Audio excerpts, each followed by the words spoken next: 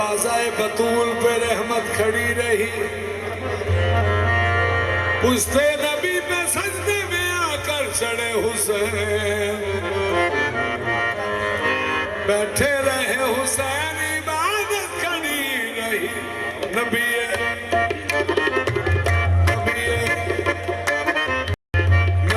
सजदे बिच ते कंडते बैठा हुसैन,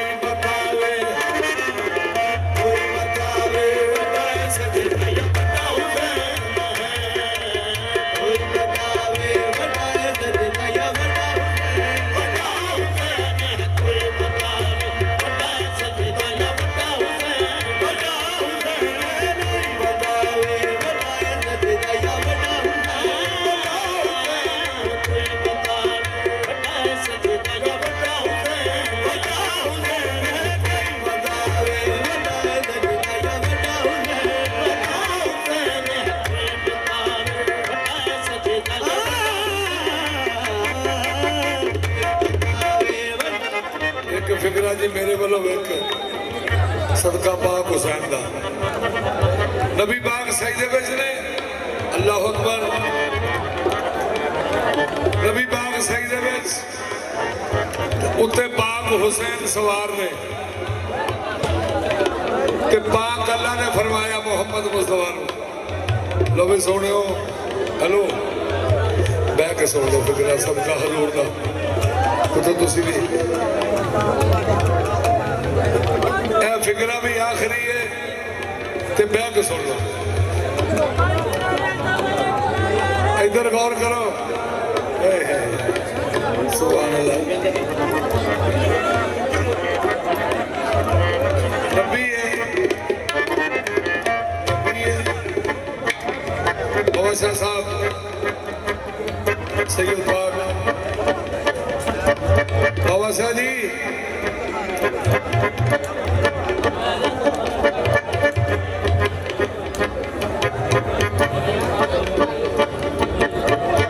मुस्तफा सजदे विच एक साइड दो जो जी,